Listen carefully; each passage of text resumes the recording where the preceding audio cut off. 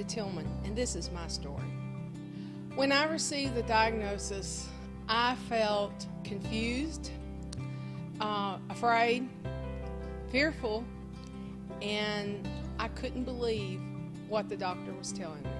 I remember Dr. Lures, when she told me that I had endometrial cancer, I was shocked, I was fearful, I was afraid, and I hung up the phone and I told Lee, and I was like, I can't believe this.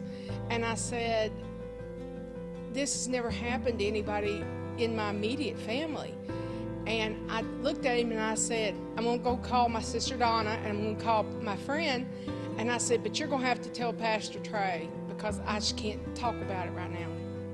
And so I talked to my sister for a while, talked to my friend and talked to Lee. And then I just didn't want to talk to anybody about it. But this was late in the evening when she called me. And the first night, I'll be honest, I was just super, super worried and afraid. And the next morning, I was on my way to work. And I remember what we had been talking about at church for months, which was choose joy. And so when people saw me posting, I choose joy on Facebook, it wasn't so much for other people as it was me.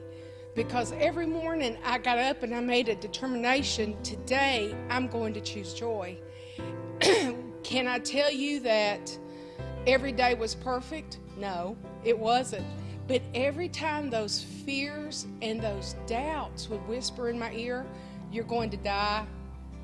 You're going to have to go through chemo and radiation, all the things you hear about cancer. I was like, no, I choose joy. I choose joy. And I know I probably drove everybody at work crazy because I'd be like, I choose joy. I choose joy. I choose joy. And today I choose joy. And, and I kept telling myself, every little whisper I heard in my ear that was negative, I was like, no, I choose joy. And then Ted Uke came and preached at our church one day. And he said, if you don't remember anything else about this sermon, remember this, say, I believe. And he said, because sometimes that's the only prayer that you can say when you don't know what else to pray. So every morning I would get up and I'd say, I believe, I choose joy.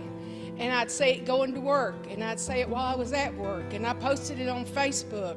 And I did everything I could to encourage myself. I believe that by making a conscientious decision to choose joy every day was why I was able to go through this whole thing, because from the date that the doctor told me that I had endometrial cancer to the day of my surgery was about 2.5 months. And it was such a long, drawn-out period full of insecurities and doubts. And I knew that by choosing joy, that was the way that I was going to get through it. And it's been one of the biggest life-changing lessons I've ever learned since my walk with Christ began. But if I had to give the advice to anybody going through anything, it doesn't have to be a sickness or an illness. It could be you're having problems on your job, you're having problems with your spouse, you're having problems with your children. See, it's not the situation, it's what you choose when the emotions start to dictate your life.